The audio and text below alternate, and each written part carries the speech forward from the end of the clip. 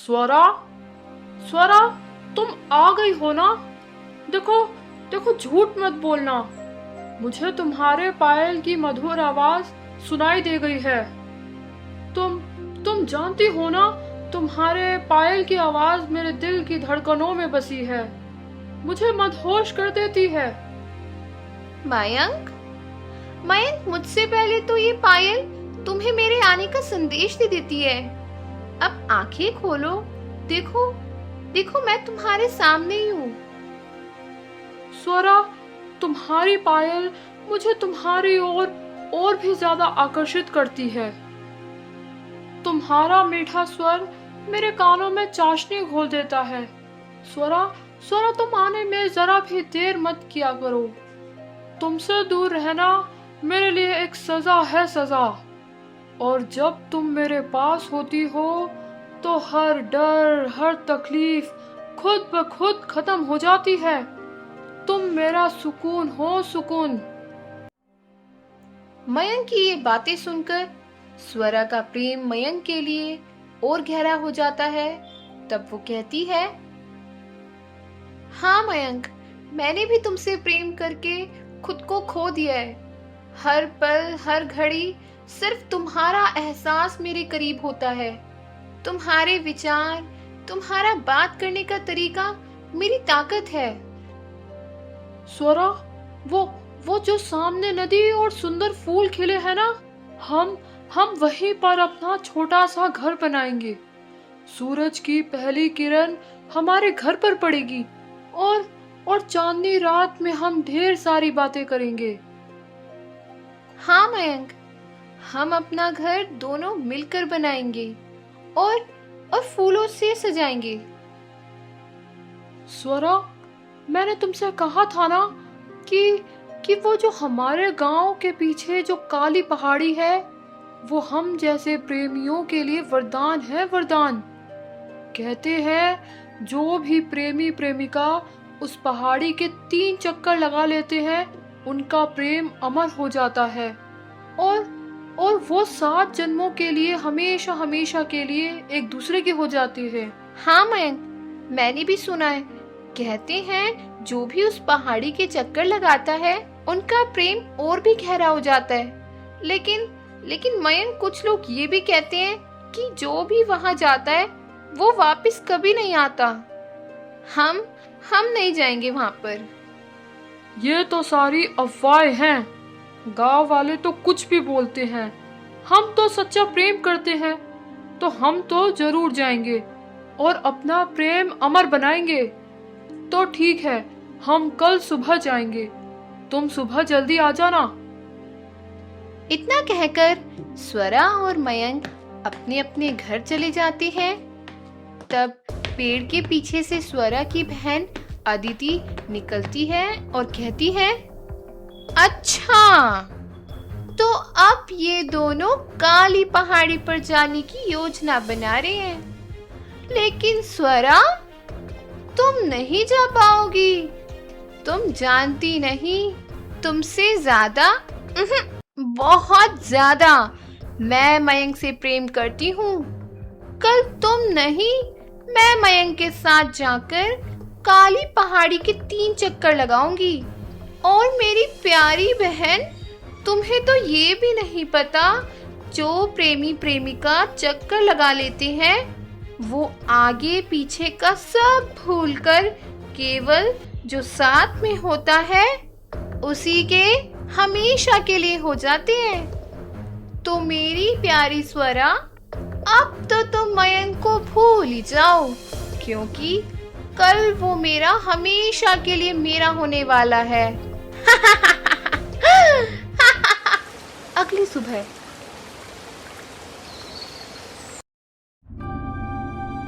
स्वरा, स्वरा, आज तुम ये घूंघट डालकर क्यों आई हो? मुझे तो तुम्हारा चेहरा ही नहीं दिख रहा। और आज से पहले तुमने ऐसा कभी करा भी नहीं है।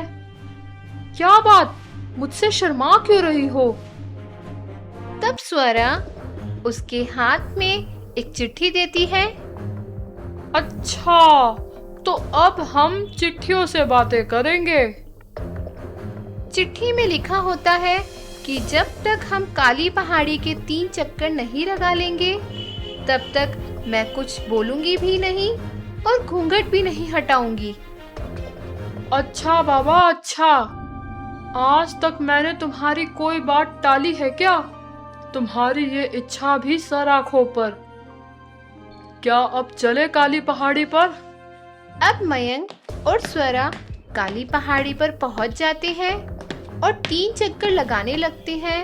सूरज भी दस्तक देने लगा था। सुबह की हल्की हल्की ठंड मौसम को और ज्यादा खुशनुमा बना रही थी। उनके 3 चक्कर पूरे हो जाते हैं। तब मयंक कहता है, स्वरा, स्वरा, अब तो हमने 3 चक्कर भी लगा लिए। अब तो अपना सुंदर चेहरा दिखा दो। मैं तुम्हारा चेहरा देखे बिना बेचैन हो रहा हूँ।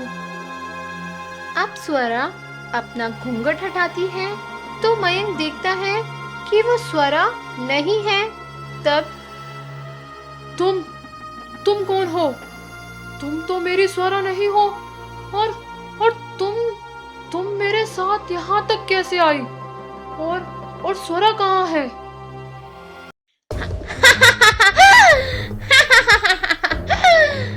मयंक, मैं अदिति हूँ, स्वरा की छोटी बहन।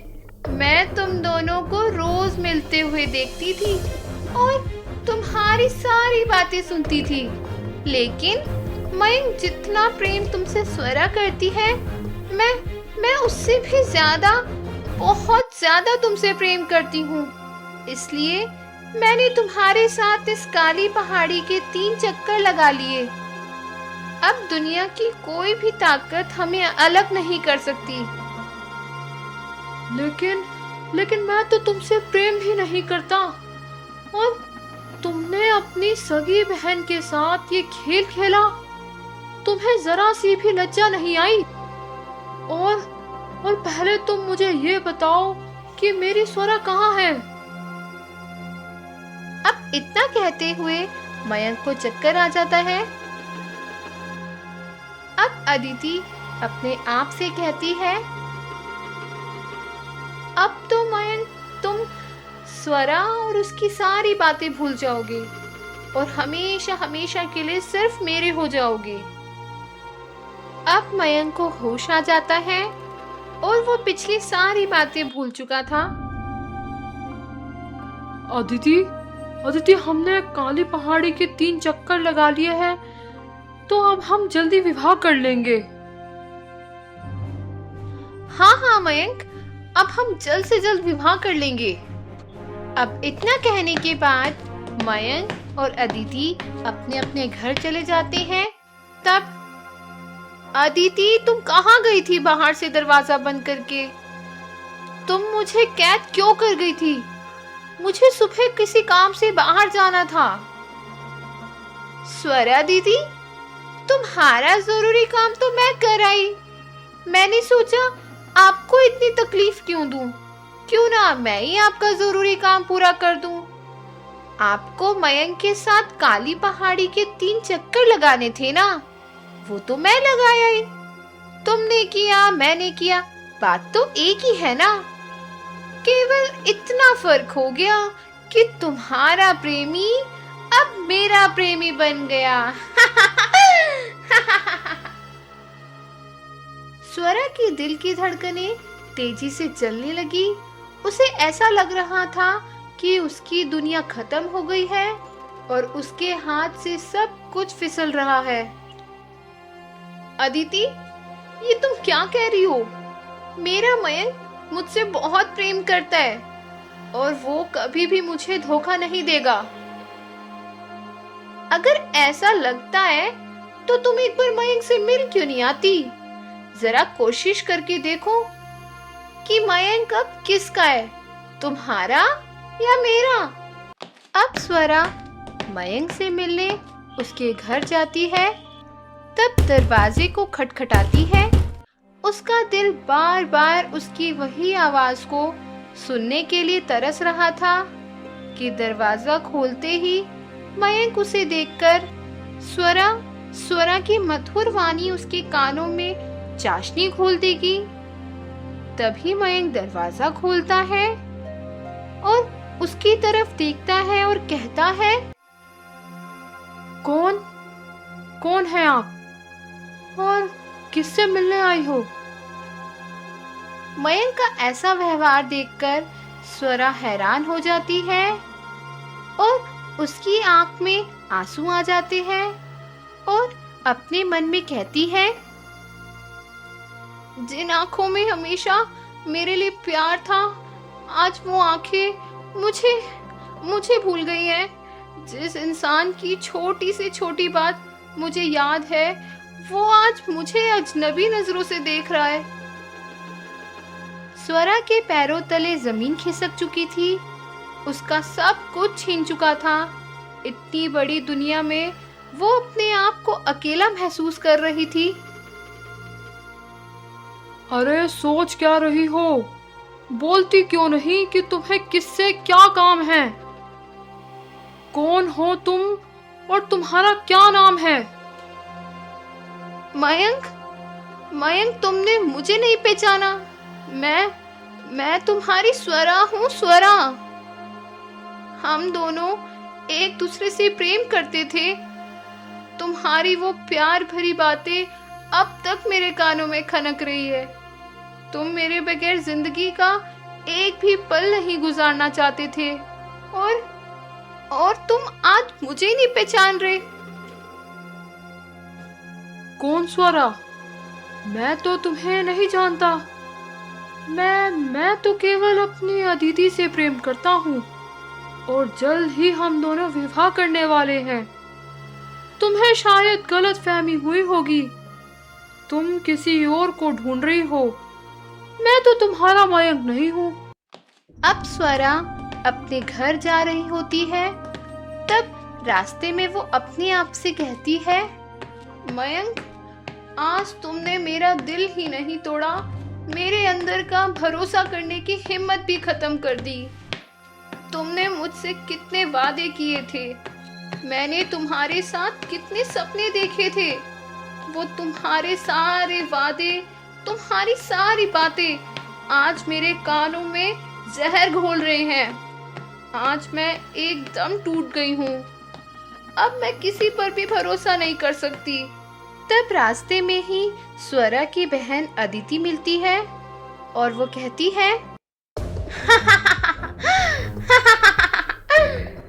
क्या हुआ स्वरा दीदी, मिल आई अपने प्रेमी से? क्या बोला आपका मयंक? आपको पहचाना या नहीं? और वो अब तुमसे ही प्रेम करता है ना? अदिति, तुमने मेरे साथ ऐसा व्यवहार किया। मैं तो तुमसे कितना प्रेम करती थी। अगर तुम्हें मयंक पसंद भी था तो एक बार, सिर्फ एक बार तो मुझसे कहकर देखती। मैं तुम्हारी बड़ी बहन हूँ, तुम्हारे लिए अपनी जान तक दे देती और मयंक और तुम्हारा विवाह करवा देती। अब इतना बोलकर स्वरा आगे चलती हुई एक नदी के पास पत्थर पर बैठ जाती है। ये क्यों हुआ मेरे साथ? मैंने तो कभी भी किसी का बुरा नहीं चाहा। अपनी छोटी बहन को खुद से भी ज्यादा प्रेम किया और उसी ने मुझे धोखा दिया। अब मैं जीकर क्या करूंगी? मेरा कोई भी नहीं है इस दुनिया में। मैं उस काली पहाड़ी पर जाकर अपनी जान दे दूंगी। स्वरा इतना सोचकर काली पहाड़ी की ओर जाती है। चलते चलते शाम हो जाती है। तब वो वहां पहुंच जाती है और ऊपर से कूदकर जान देने ही वाली होती है। तब पहाड़ी के अंदर से आवाज आती है, रुक जाओ, रुक जाओ, ये तुम क्या कर रही हो? मरना क्यों चाहती हो तुम? कौन बोल रहा है? पहले तुम मेरे प्रश्नों का उत्तर दो। मैं स्वरा हूँ। मुझे मेरी छोटी बहन और मेरे प्रेमी ने धोखा दिया है। मेरी छोटी बहन अदिति ने धोखे से मेरे प्रेमी मयंक के साथ इस पहाड़ी के 3 चक्कर लगा लिए और अब वो मुझे भूल गया है और दोनों जल्दी विवाह करने वाले हैं। तो तुम्हें क्या लगता है, यूं मरने से तुम अपने मयंक को अपना बना पाओगी? अगर तुम अपनी जान दे दोगी तो मयंक को सच्चाई का पता कैसे चलेगा, क्योंकि वो तो निर्दोष है। तो अब मैं क्या करूं? वो मुझे कैसे याद करेगा? 200 वर्ष पूर्व मेरे साथ भी ऐसे ही हुआ था। तब मैंने भी तुम्हारी तरह जान देकर अपनी जिंदगी खत्म कर ली थी। तब से मैं ही जो भी प्रेमी प्रेमिका यहाँ चक्कर लगाते हैं उनको 7 जन्मों का वरदान देती हूँ, लेकिन तुम्हें अपनी जिंदगी नहीं खोने दूंगी। तुम्हारी मदद करके मेरी आत्मा को भी शांति मिलेगी। जब वो दोनों प्रेम की बातें कर रहे हो तब तुम अपनी ऐसी कोई वस्तु जिससे उसे बहुत प्रेम था उसी तरह याद दिलाओ, वो वापस अपने भूतकाल में आ जाएगा। मैं तुम्हारी बहन को भी उसके बुरे कर्म का फल अवश्य दिलवाऊंगी। आप सच कह रही हैं? मुझे मेरा मयंक मिल जाएगा? अब स्वरा सोचने लगती है कि मैं कैसे मयंक को पुरानी बातें याद दिलाऊं, तो उसे अपनी पायल याद आ जाती है। अगली सुबह। तब अगले दिन जब अदिति और मयंक पेड़ के नीचे बात कर रहे थे, तब अदिति, तुमसे मैं बहुत प्रेम करता हूँ। तभी मयंक के कानों में स्वरा की पायल की मधुर आवाज गूंजने लगती है और उसे स्वरा की झलक भी दिखाई देती है। उसे हर जगह स्वरा ही स्वरा दिखाई देती है। ये कैसी आवाज है? और ये मेरे कानों को मदहोश कर रही है। कौन है वहां? अभी कौन था? और ये मेरे कानों में कैसी आवाज बज रही है? अब मयंक अपने दोनों हाथ अपने कानों पर रख लेता है। क्या हुआ मयंक? तुम ये क्या कर रहे हो? क्या हो गया तुम्हें? तुम ठीक तो हो ना? तुमने अपने दोनों हाथ कानों पर क्यों रख लिए? मयंक अदिति का जवाब देता उससे पहले ही फिर से मयंक के कानों में पायल की आवाज एक बार फिर गूंजती है। अब मयंक को स्वरा के पैरों में पहनी हुई पायल दिखाई देती है और अब उसे सामने स्वरा फिर से दिखाई देती है। वो उसको पहचानने की कोशिश करता है कि वो कौन है। तभी उसे स्वरा की आवाज सुनाई देती है, मयंक, मयंक, देखो देखो मैं आ गई। मेरी ये पायल मेरे आने से पहले तो तुम्हें ये संदेश दे देती है कि मैं आ गई हूँ। मेरी ये पायल तुम्हें मदहोश कर देती है ना मयंक? इतनी बातें सुनते ही मयंक को सभी अपनी पुरानी बातें याद आ जाती है। उसे स्वरा के पैरों में पहनी हुई पायल की धुन से लेकर उसे अदिति ने कैसे मूर्ख बनाकर प्रेम जाल में फंसाया, उसे वह सभी पुरानी बातें याद आ जाती है। तब वो कहता है, स्वरा तुम कहाँ हो? मैंने तुम्हें पहचान लिया। मुझे तुम्हारे पायल की आवाज हमेशा से आकर्षित करती रही है। स्वरा मुझे तुम्हारी सारी बातें याद आ गई है। अब दोनों एक दूसरे के सामने थे। आसमान हल्के सुनहरे रंग में रंग चुका था। ठंडी ठंडी हवाएं पेड़ों की शाखाओं को छूने लगी थी। नदी के किनारे फैली हुई हरियाली जैसे किसी प्रेम कहानी को दोबारा से नई शुरुआत देखने को रुक सी गई थी। वही चेहरे, वही आंखें, लेकिन इस बार शिकायतें नहीं थी, सिर्फ एक सुकून था, जैसे बिछड़ने का दर्द आखिरकार खत्म हो चुका था। अब स्वरा हल्की सी मुस्काई और कहने लगी, मयंक, शायद हमें दूर जाना जरूरी था ताकि हम समझ सके कि हमारी जगह कहीं और नहीं, बस एक दूसरे के पास है। हाँ स्वरा, मैंने तुम्हें खोकर जाना कि दुनिया की सबसे बड़ी सजा वो होती है जब इंसान अपने ही प्यार से दूर हो जाए। स्वरा हंसी और कहने लगी, अब फिर से मुझे भूल मत जाना। अब मयंक ने उसका हाथ थाम लिया और कहने लगा, अब अगर किस्मत भी हमें अलग करना चाहेगी तो मैं किस्मत से भी लड़ जाऊंगा, लेकिन मैं तुम्हें भूलने की गलती कभी दोबारा नहीं करूंगा। अब डूबता हुआ सूरज, बहती हवा, चिड़ियों की आवाज सब उनके मिलने की खुशी के गवाह बन गए थे। अब जैसे जैसे मयंक को पुरानी बातें याद आ रही थी, वैसे ही अदिति का भेद खुलने लगा और उसके शरीर का रंग धीरे धीरे काला पड़ने लगा। तब अदिति कहती है, अरे अरे ये क्या हो रहा है? मेरा रंग काला क्यों हो रहा है? स्वरा दीदी मुझे माफ कर दो। मयंक तुम भी मुझे माफ कर दो। मैं तुम दोनों को अलग करना चाहती थी, शायद इसलिए मुझे इसकी सजा मिल रही है।